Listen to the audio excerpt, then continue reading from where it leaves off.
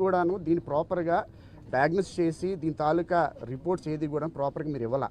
అంటే ఒక 3 నెలలుగా ఇంతమంది ఎస్సీలు, బీసీలు, మైనారిటీలు ఇంతమంది చనిపోతున్నా కానీ ఈ కూటమి ప్రభుత్వం ఎట్టి పరిస్థితుల్లో దీన్ని లెక్క పెట్టే యోచనలో లేనే లేదు. ఏదో చనిపోతారులే, దళితులే కదా, ఓట్లు దేముందులే అన్న దాంతో వాళ్ళు తాగి చనిపోయారు అని చెప్పేసి ఏదో ఒక దానిలో దీన్ని తప్పు దోవ పట్టిస్తున్నారు.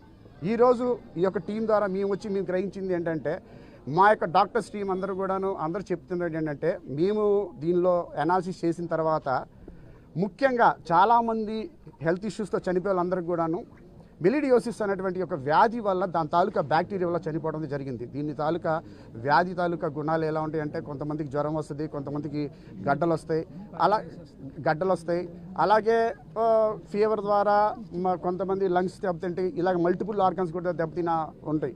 ఇక్కడ ఏంటంటే ఎవరైతే సిక్గా ఉన్నారో వీళ్ళు చనిపోవడం అనేది అయితే పక్కాగా జరుగుతూ ఉంది.